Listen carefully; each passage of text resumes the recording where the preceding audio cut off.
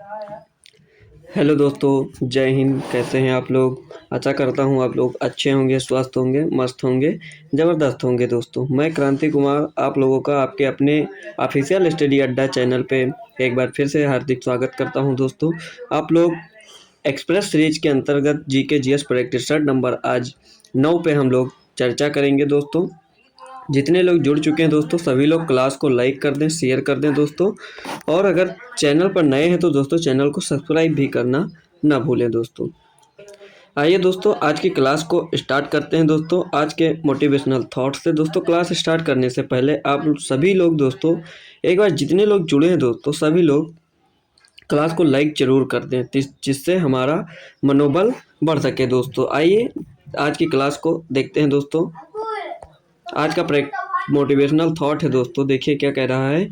इतनी शिद्दत से मेहनत करो, इतनी शिद्दत से मेहनत करो कि मंजिल भी बोल ले बेटा इस पे तेरा ही हक है। दोस्तों इतनी शिद्दत से मेहनत करो कि मंजिल भी बोले ले बेटा इसमें तेरा ही हक है। आइए आज का पहला प्रश्न दोस्तों देखते हैं क्या कह रहा है।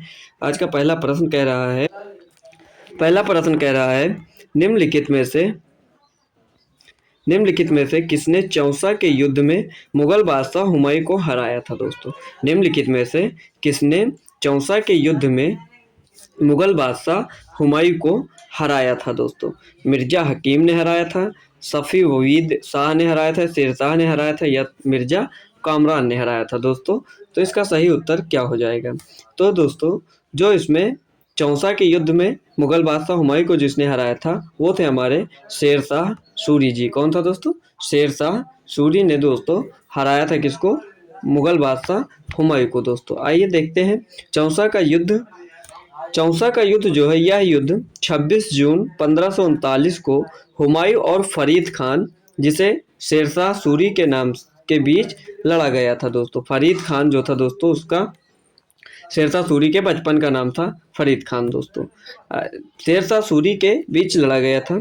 चौसा बिहार के बक्सर में स्थित है। कहाँ स्थित है दोस्तों? बिहार के बक्सर में स्थित है। इस युद्ध में हुमायूं की पराजय हुई थी। किसकी पराजय हुई थी? हुमायूं की। दोस्तों इस युद्ध के बाद हुमायूं ईरान भाग गया जहाँ उसने अपने जीवन के 12 वर्ष निर्वासन में बिताए। दोस्तों इस युद्ध के बाद फरीद खान ने सम्राट के रूप में शेरशाह फरीद अल दीन शेरशाह की उपाधि स्वीकार की थी। दोस्तों और दोस्तों आप लोग कुछ और युद्ध के बारे में नोट कर लीजिए। दोस्तों जैसे आपसे अगर पूछे देवरा का युद्ध कब हुआ था। दोस्तों देवरा का युद्ध अगर आपसे पूछ ले दोस्तों किससे? देवरा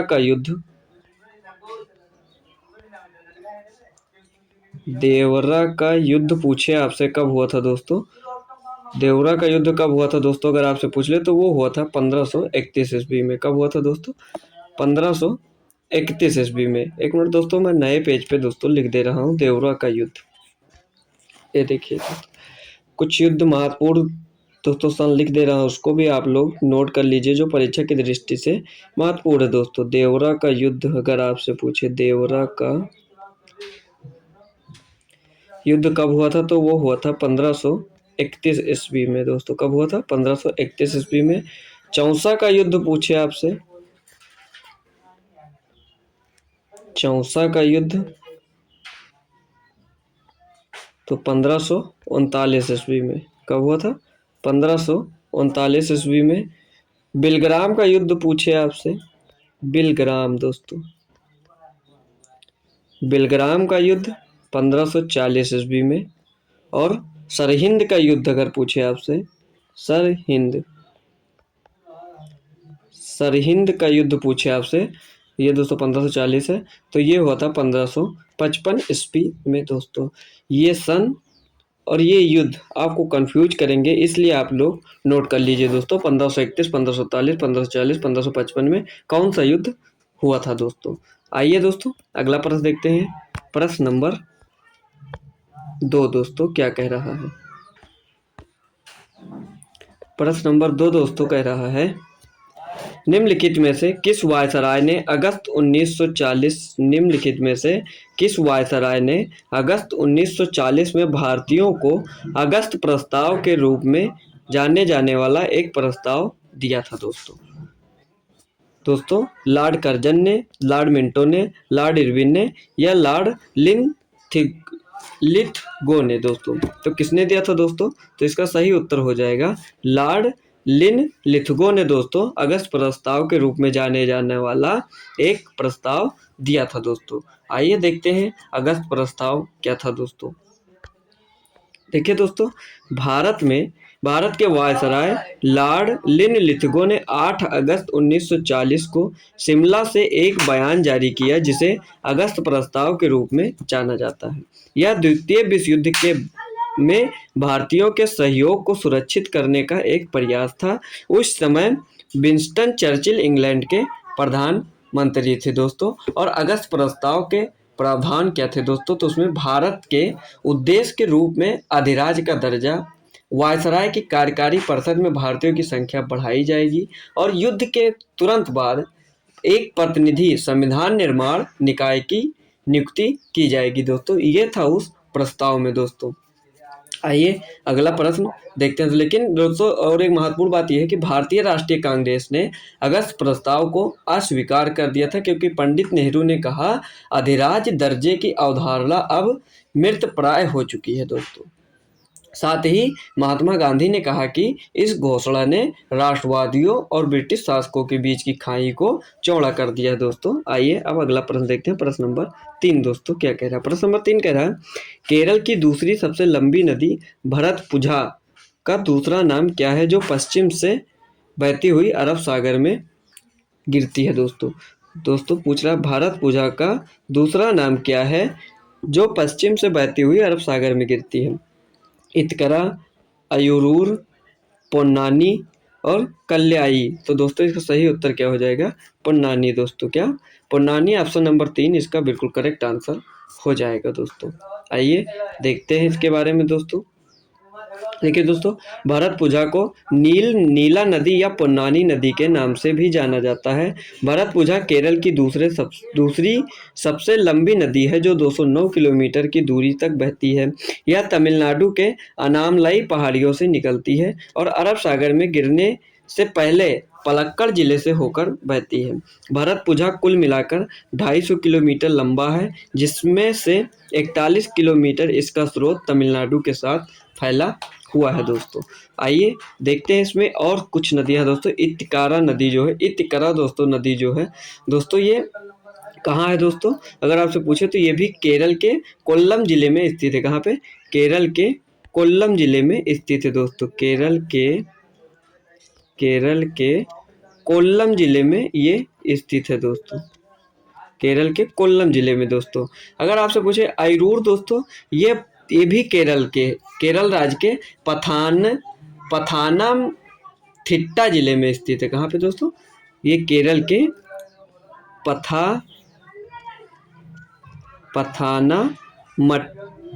दोस्तों। क्या? पथानामथिट्टा जिले में ये स्थित है अयूरूर नदी दोस्तों। अगर आपसे पूछे पोन्नानी, ये भी केरल में दोस्तों। ये कल्याई, ये भी केरल के दोस्तों, केरल में नदी है। इसका प्रारंभिक बिंदु कहाँ है? तो चेरिकुल्लर-थूर।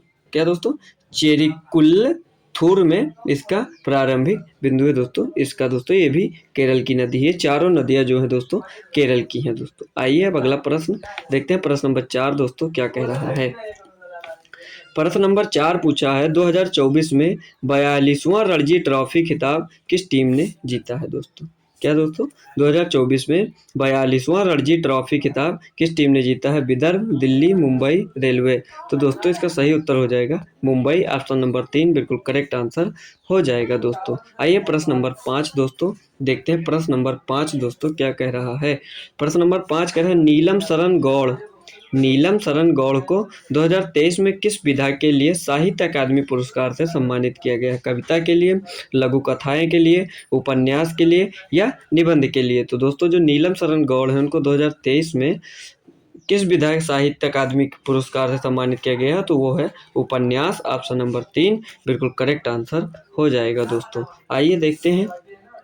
नीलम शरण गौड़ को उनके उपन्यास रिक्विम इन रॉक जॉन की, क्या दोस्तों?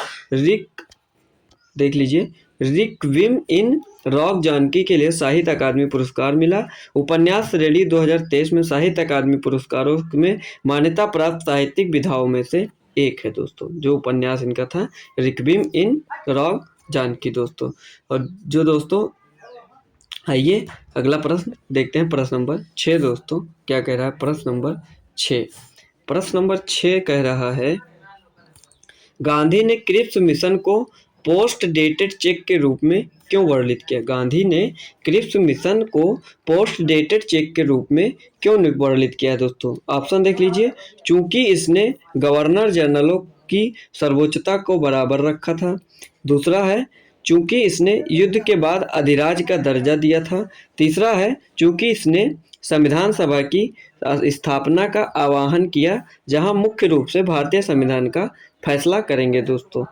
और चौथा दोस्तों क्या कह रहा है, चूंकि इसने ब्रिटिश भारत सरकार के उद्देश्य के रूप में प्रतिनिधि सरकार की घोषणा की। तो दोस्तों इसका सही उत्तर हो जाएगा ऑप्शन नंबर दूसरा, चूंकि इसने युद्ध के बाद अधिराज का दर्जा दिया था, इसलिए इन्होंने पोस्ट डेटेड चेक के रूप में वर्णित किया क्रिप्स मिशन को दोस्तों। आइए देखते हैं, युद्ध के बाद अधिराज पद के क्रिप्स प्रस्ताव के कारण गांधी ने क्रिप्स मिशन को एक असफल बैंक पर आहरित एक पोस्ट डेटेड चेक कहा था दोस्तों। किसने? गांधी जी ने। आइए अब अगला प्रश्न देखते हैं, प्रश्न नंबर 7 दोस्तों क्या कह रहा है। प्रश्न नंबर 7, प्रश्न नंबर 7 कह रहा है, 1820 में किसने पाया कि विद्युत धारा पास की चुंबकीय सुई को गतिमान करती है और इस प्रकार विद्युत चुंबकत्व की खोज की दोस्तों।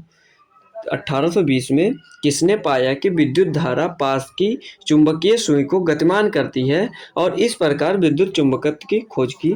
बेंजामिन फ्रैंकलिन ने, जेम्स क्लर्क मैक्सवेल ने, हाइंस क्रिश्चियन ओटेंड ने या आंद्रे मैरी एम्पियर ने? तो दोस्तों इसकी चुंबकत्व की खोज, विद्युत चुंबकत्व की खोज किसने की थी? वो थे हमारे हाइंस क्रिश्चियन ओटेंड। ऑप्शन नंबर 3 बिल्कुल करेक्ट आंसर हो जाएगा दोस्तों। आइए प्रश्न नंबर 8 दोस्तों देखते हैं क्या कह रहा है। प्रश्न नंबर 8, प्रश्न नंबर 8 कह रहा है, निम्नलिखित में से कौन सा सरकार के राजस्व दोस्तों, प्रश्न नंबर 8 है, कौन सा सरकार राजस्व बजट का हिस्सा नहीं है। निम्नलिखित में से कौन सा सरकार के राजस्व बजट का हिस्सा नहीं है? गैर कर राजस्व, राजस्व कर, योजना राजस्व व्यय, योजना पूंजीगत व्यय। तो दोस्तों इसका सही उत्तर हो जाएगा योजना पूंजीगत व्यय। ऑप्शन नंबर 4 बिल्कुल करेक्ट आंसर हो जाएगा इसका। आइए अगला प्रश्न देखते हैं दोस्तों, प्रश्न नंबर 9 क्या कह रहा है। प्रश्न नंबर 9 कह रहा है, गठरी संग्राहक दोस्तों, गठरी संग्राहक डैश का पता लगाते हैं जबकि ग्रहाण संग्राहक डैश सेकंड का पता लगाते हैं। तो दोस्तों इसमें पूछना है जो गठरी संग्राहक है दोस्तों ये किसका पता लगाती है और जो ग्रहाणी संग्राहक है वो किसका पता लगाती है? ऑप्शन है स्वाद स्पर्श, स्पर्श गंध, स्वाद गंध या गंध स्वाद। तो दोस्तों इसका सही उत्तर हो जाएगा, क्या हो जाएगा दोस्तों? इसका सही उत्तर हो जाएगा स्वाद और गंध दोस्तों। ऑप्शन नंबर 3 बिल्कुल करेक्ट आंसर हो जाएगा। जो गठरी है दोस्तों ये स्वाद का पता लगाती है और जो ग्रहाणी है दोस्तों ये गंध का पता लगाती है दोस्तों। आइए अगला प्रश्न देखते हैं, प्रश्न नंबर 10 दोस्तों क्या कह रहा है। प्रश्न नंबर 10 क्या कह रहा है। प्रश्न नंबर 10 पूछा है, एंड बियॉन्ड 281 एंड बियॉन्ड दोस्तों किस दिग्गज क्रिकेटर की आत्मकथा है दोस्तों? ये लीजिए दोस्तों 281 एंड बियॉन्ड किस दिग्गज क्रिकेटर की आत्मकथा है? कपिल देव की है, वीवीएस लक्ष्मण की है, सौरव गांगुली की है या अजिंक्य रहाणे की है? तो दोस्तों किसकी है ये? तो ये है हमारे वीवीएस लक्ष्मण की दोस्तों, जो एक भारतीय क्रिकेटर थे दोस्तों वीवीएस लक्ष्मण। इनकी आत्मकथा है दोस्तों 281 एंड बियॉन्ड दोस्तों। ऑप्शन नंबर 2 इसका बिल्कुल करेक्ट आंसर हो जाएगा दोस्तों। देख लीजिए इनके बारे में, देखिए दोस्तों क्या कह रहे हैं। एक स्टाइलिश बल्लेबाज जो किसी भी तरह की गेंदबाजी के खिलाफ रन बना सकता था वो थे हमारे वीवीएस लक्ष्मण ने 8000 से अधिक रन बनाने के लिए 100 से अधिक टेस्ट खेले दोस्तों। क्रिकेट प्रशंसक आज भी 2001 में ईडन गार्डन्स में ऑस्ट्रेलिया के खिलाफ उनकी 281 रनों की खेल परिवर्तनकारी पारी को विस्मय के साथ याद करते हैं दोस्तों। और इनकी जो आत्मकथा है उसका क्या नाम है दोस्तों? तो उसका नाम है 281 एंड बियॉन्ड दोस्तों। आइए दोस्तों इनके बारे में थोड़ा सा और जान लीजिए दोस्तों। ये दोस्तों जो थे दाएं हाथ के बल्लेबाज जो अपने शानदार स्ट्रोक खेलने के लिए जाने जाते थे। लक्ष्मण ने टेस्ट क्रिकेट के मध्य क्रम में के बल्लेबाज के रूप में खेला था दोस्तों। और इनका जन्म पूछ ले दोस्तों आपसे, अगर इनका जन्म कहाँ हुआ था दोस्तों? तो इनका जन्म हुआ था 1 नवंबर, कब हुआ था दोस्तों? 1 नवंबर 1974 में इनका जन्म हुआ था दोस्तों। 1 नवंबर 1974 में इनका जन्म हुआ था किसका दोस्तों? VVS लक्ष्मण का दोस्तों। और दोस्तों आइए अगला प्रश्न देखते हैं। प्रश्न नंबर 11 क्या कह रहा है दोस्तों? प्रश्न नंबर 11 क्या कह रहा है? प्रश्न नंबर 11 पूछा है, संविधान का कौन सा मौलिक अधिकार अपनी पसंद के व्यक्ति से विवाह करने के अधिकार की रक्षा करता है? समानता का अधिकार, शोषण के विरुद्ध अधिकार, सांस्कृतिक और शैक्षिक अधिकार या स्वतंत्रता का अधिकार? तो दोस्तों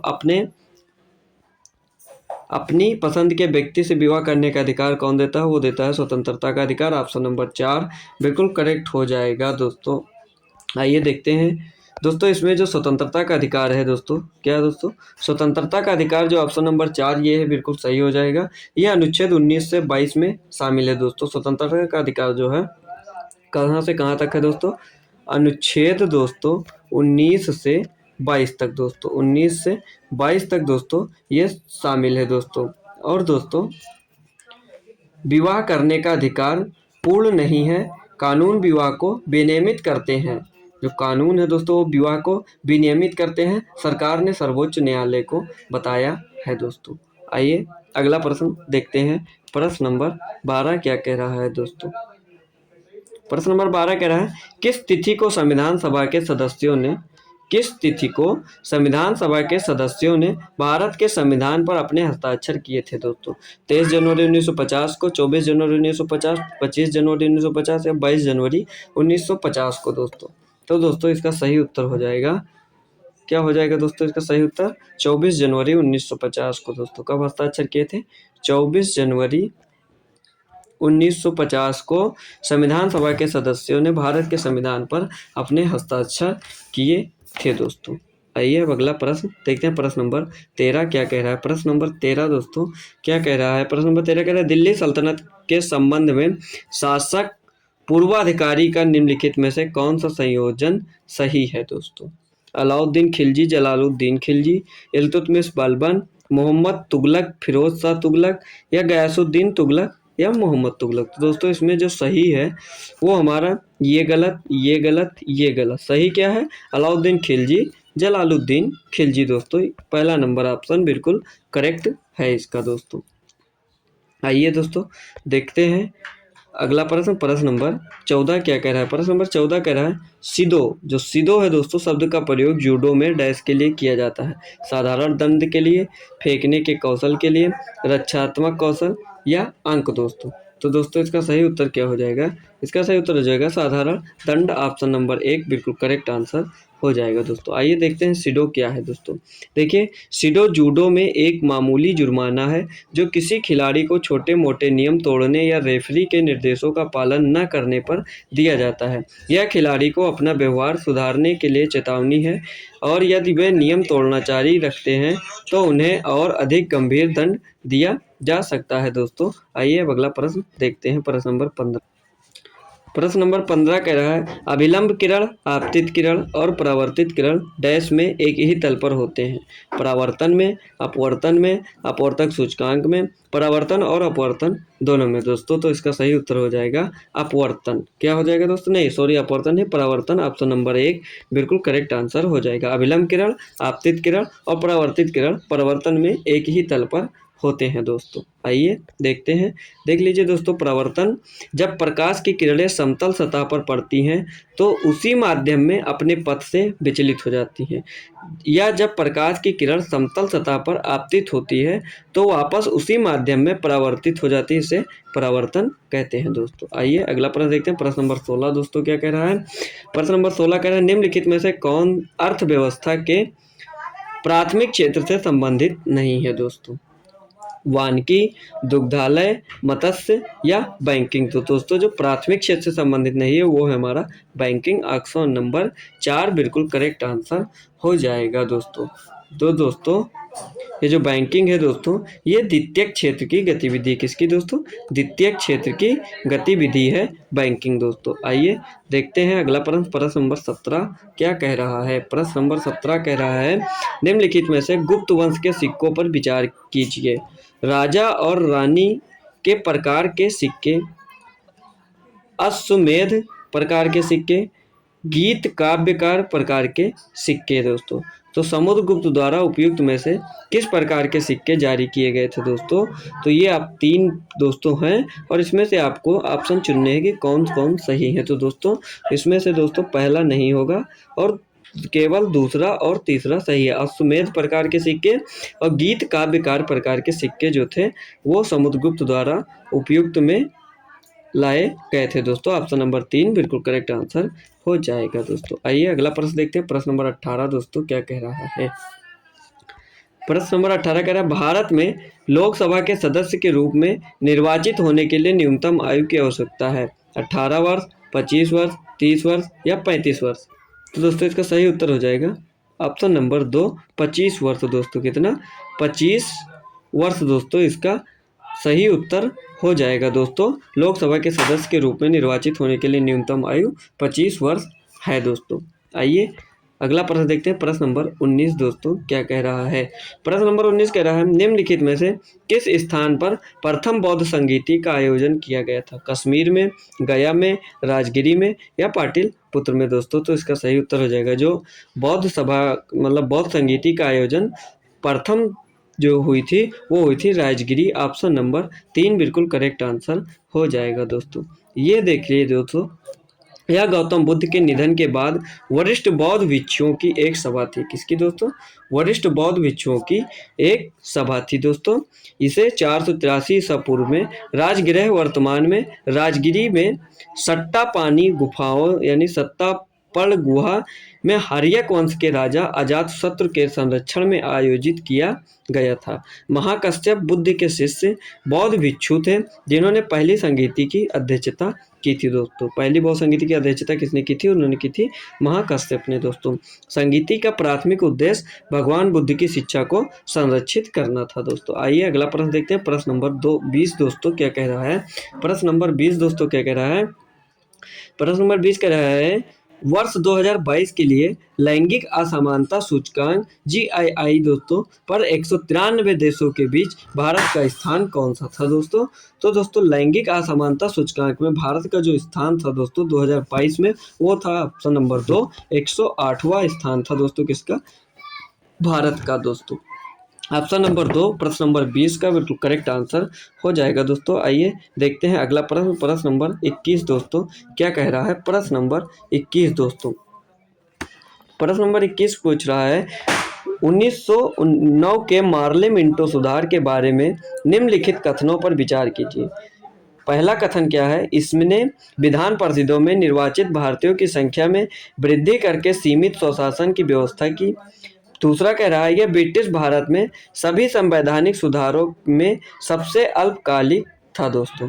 तो इसमें दोनों सही है दोस्तों। ऑप्शन नंबर 1 और ऑप्शन नंबर 2 जो है दोनों सही है। तो दोस्तों उत्तर क्या हो जाएगा? ऑप्शन नंबर 3 1 और दोनों सही है दोस्तों। 1 और दोनों सही है इसका आंसर। आइए देखते हैं अगला प्रश्न, प्रश्न नंबर 22 दोस्तों क्या कह रहा है। प्रश्न नंबर 22 दोस्तों, प्रश्न नंबर 22 पूछा है, भारत के निम्नलिखित में से किस राज्य में ड्री उत्सव मनाया जाता है दोस्तों? भारत के किस राज्य में ड्री उत्सव मनाया जाता है? मणिपुर में, असम में, अरुणाचल प्रदेश में या नागालैंड में? तो दोस्तों जो ड्री उत्सव है वो मनाया जाता है अरुणाचल प्रदेश में। ऑप्शन नंबर 3 बिल्कुल करेक्ट आंसर हो जाएगा दोस्तों।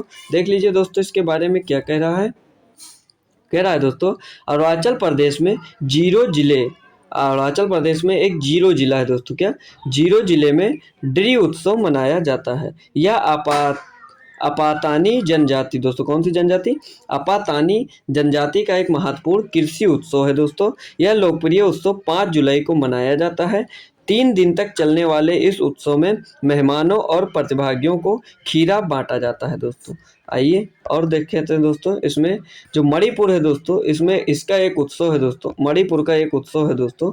कौन सा दोस्तों? ये मणिपुर लिखा हुआ है, मणिपुर नहीं दोस्तों, मणिपुर जो दोस्तों इसका उत्सव है योसांग दोस्तों। क्या? योसांग दोस्तों, मणिपुर का एक उत्सव है योसांग दोस्तों। असम की बात करें तो यहाँ पे एक उत्सव होता है बिहू दोस्तों, ये लोग आप लोग भी नोट कर लीजिएगा दोस्तों, बिहू। अरुणाचल प्रदेश में तो दोस्तों यही डिरी उत्सव हो जाएगा। कौन सा? डिरी दोस्तों। और नागालैंड की बात करें तो यहाँ पे एक उत्सव होता है हॉर्न बिल दोस्तों। कौन सा? हॉर्न बिल उत्सव एक होता है कहाँ पे? हॉर्न बिल दोस्तों, नागालैंड का दोस्तों। आइए अगला प्रश्न देखिए, प्रश्न नंबर 23 दोस्तों क्या कह रहा है। प्रश्न नंबर 23 के एक संतुलित रासायनिक समीकरण में अभिकारक को सदैव तीर के निशान के दोस्तों डैश लिखा जाता है। अभिकारक को सदैव तीर के निशान के किस ओर लिखा जाता है? ऊपर लिखा जाता है, दाईं ओर, बाईं ओर या नीचे की ओर? तो दोस्तों जो अभिकारक है दोस्तों उसको हम बाईं ओर लिखते हैं। ऑप्शन नंबर 3 बिल्कुल करेक्ट आंसर हो जाएगा दोस्तों। आइए देखते हैं अगला प्रश्न, प्रश्न नंबर 24 क्या है दोस्तों। प्रश्न नंबर 24 क्या है? देखिए प्रश्न नंबर 24 कह रहा है, उनके शासनकाल के दौरान चालुक्य वंश अपने चरमोत्कर्ष पर पहुंच गया था। उसने कदम्बों, मैसूर के गंगों, उत्तरी कोंकण के मौरवों, मालवा और गुर्जरों को अपने अधीन कर लिया। वह चोल, चेर और पांड्य राजाओं से भी अधीनता प्राप्त करने में सफल रहा। यह सबसे संभावित विवरण है दोस्तों। ऑप्शन है पुलकेशिन प्रथम, पुलकेशिन द्वितीय, कीर्तिवर्मन प्रथम या दंती दुर्ग। तो दोस्तों इसका सही उत्तर हो जाएगा पुलकेशिन द्वितीय। ऑप्शन नंबर 2 बिल्कुल करेक्ट आंसर हो जाएगा दोस्तों। देख लीजिए, पुलकेशिन द्वितीय के शासनकाल के दौरान चालुक्य वंश अपने चरमोत्कर्ष पर पहुंच गया था दोस्तों। पुलकेशिन द्वितीय ने कदम्बों, मैसूर के गंगों, उत्तरी कोंकण, मौर्यों, गुजरात की लाट, मालवा तथा गुर्जरों को अपने अधीन कर लिया। वह चोल और चेर और पांड्य राजाओं से भी अधीनता प्राप्त करने में सफल रहा था। कौन? पुलकेशिन द्वितीय दोस्तों। आइए अगला प्रश्न देखते हैं, प्रश्न नंबर 25 क्या कह रहा है। प्रश्न नंबर 25 कह रहा है, धौलावीरा एक हड़प्पा स्थल वर्तमान में भारतीय राज्य डैश में स्थित है। जो धौलावीरा दोस्तों है ये एक हड़प्पा स्थल है, वर्तमान में भारतीय राज्य में कहाँ स्थित है दोस्तों? उत्तर प्रदेश में है, पंजाब, महाराष्ट्र, गुजरात में। तो दोस्तों कहाँ पे स्थित है? तो ये स्थित है गुजरात। ऑप्शन नंबर 4 गुजरात में दोस्तों धौलावीरा स्थित है। कहाँ पे दोस्तों? गुजरात में दोस्तों। ऑप्शन नंबर 4 इसका बिल्कुल करेक्ट आंसर हो जाएगा दोस्तों। देख लीजिए दोस्तों, धौलावीरा का हड़प्पा स्थल गुजरात में खादिर द्वीप पर स्थित है। धौलावीरा स्थल की खोज 1967-68 में भारतीय पुरातत्व सर्वेक्षण ASI के JP जोशी ने की थी दोस्तों। किसने की थी? JP जोशी ने दोस्तों धौलावीरा हड़प्पा स्थल की खोज की थी। कब? 1967 में। धौलावीरा के लोगों ने घर के निर्माण के लिए मिट्टी की ईंट की जगह पत्थर की ईंट की इस्तेमाल किया था दोस्तों, धौलावीरा के लोगों ने दोस्तों। आइए प्रश्न नंबर 26 दोस्तों क्या कह रहा है। प्रश्न नंबर 26 क्या कह रहा है, एक कोशिकीय जीवों में नए जीवों की उत्पत्ति द्वारा होता है। एक कोशिकीय जीवों में नए जीवों की उत्पत्ति दोस्तों यहाँ पर डैश हो जाएगा के द्वारा होता है। विखंडन के द्वारा, संयलन के द्वारा, यौन प्रजनन के द्वारा या जाति वृत्त के द्वारा। तो दोस्तों इस जो एक कोशिकीय जीव होते हैं उनमें नए जीव की उत्पत्ति विखंडन द्वारा होती है। ऑप्शन नंबर 1 बिल्कुल करेक्ट आंसर हो जाएगा दोस्तों। देख लीजिए विखंडन क्या है। विखंडन एक इकाई या दो या दो से अधिक भागों में विभाजन है और उन भागों का पुनर्जनन मूल जैसी अलग अलग संस्थाओं के लिए है दोस्तों, जो विखंडन है दोस्तों। आइए अगला प्रश्न देखते हैं, प्रश्न नंबर 27 दोस्तों क्या कह रहा है। प्रश्न नंबर 27 कह रहा है, निम्नलिखित में से कौन से बादल के प्रकार हैं दोस्तों? क्यूमुलस दोस्तों, क्यूमुलस है और स्ट्रेटस है, ग्रेनाइट है दोस्तों, और ये है। तो दोस्तों इसमें से ऑप्शन है केवल थर्ड, केवल सेकंड और थर्ड, फर्स्ट, सेकंड, थर्ड, केवल फर्स्ट और सेकंड। तो दोस्तों इसमें जो फर्स्ट है क्यूमुलस दोस्तों, क्यूमुलस और ग्रेनाइट दोस्तों, नहीं दोस्तों स्ट्रेटस, ये तीसरा नहीं है दोस्तों। ऑप्शन नंबर 4 इसका बिल्कुल करेक्ट आंसर हो जाएगा दोस्तों। पहला और दूसरा जो है दोस्तों ये बादल के प्रकार हैं दोस्तों। आइए अगला प्रश्न देखते हैं।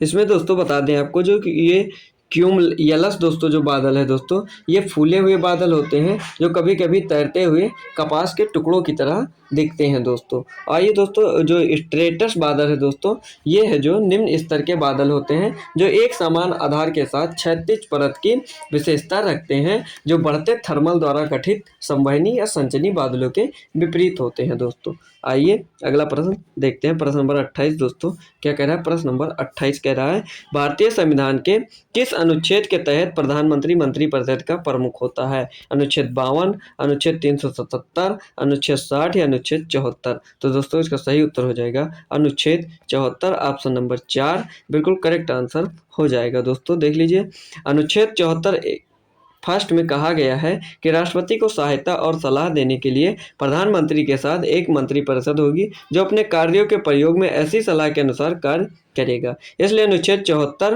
प्रधानमंत्री के साथ साथ मंत्रिपरिषद की स्थापना करता है। प्रधानमंत्री राष्ट्रपति को सलाह देता है जो अपने कार्यों को करते समय उस सलाह के अनुसार कार्य करता है। दोस्तों आइए अगला प्रश्न देखते हैं। प्रश्न नंबर 29 दोस्तों क्या कह रहा है? कह रहा है, नॉर्दर्न कोल फील्ड्स लिमिटेड NCL के नए अध्यक्ष और प्रबंध निदेशक CMD कौन है दोस्तों?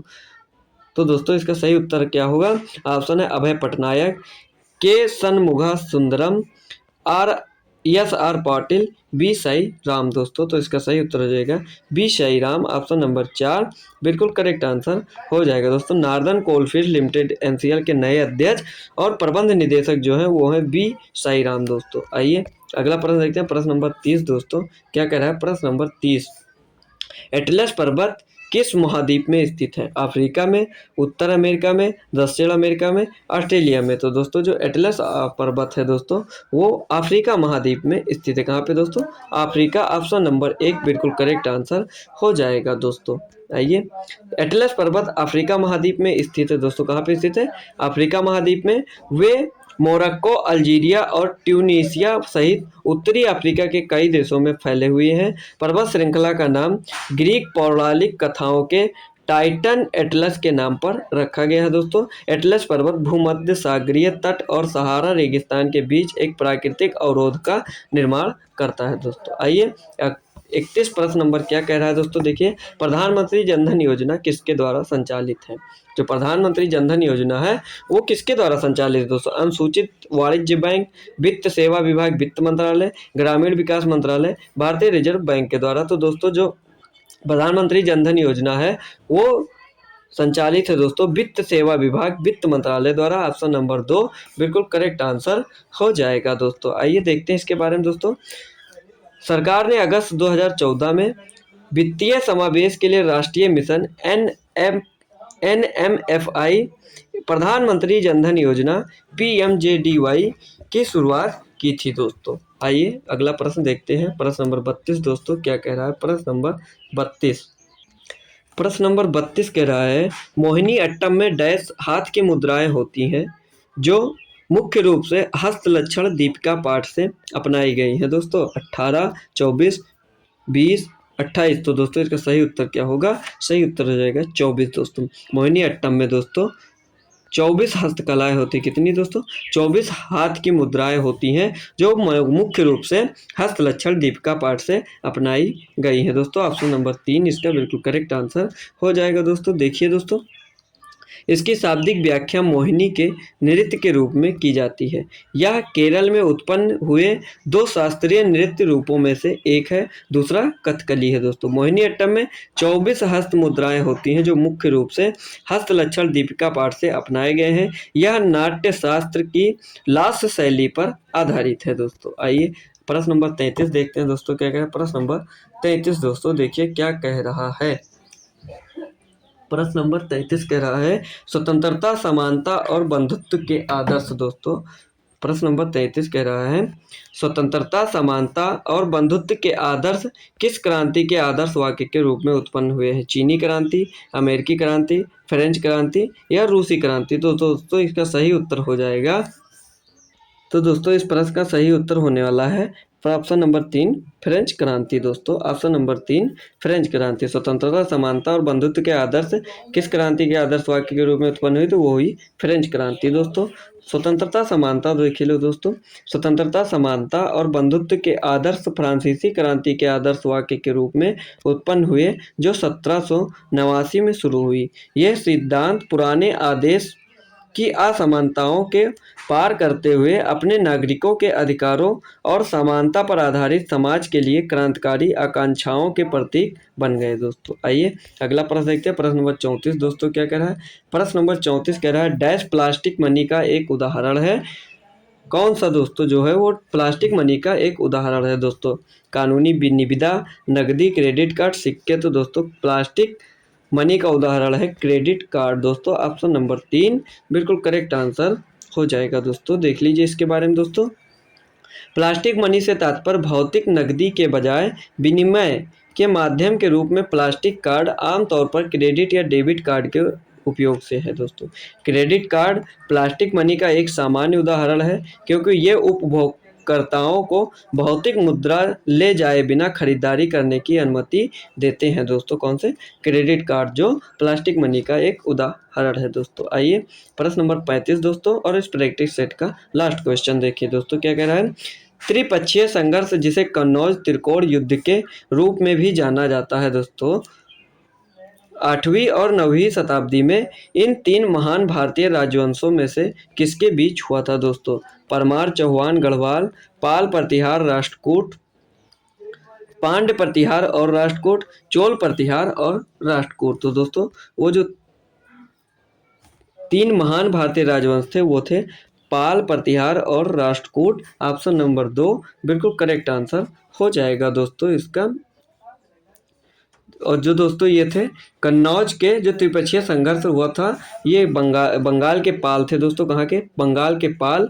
मध्य प्रदेश मतलब मध्य भारत के प्रतिहार थे, और जो राष्ट्रकूट थे दोस्तों ये दक्कन के थे दोस्तों।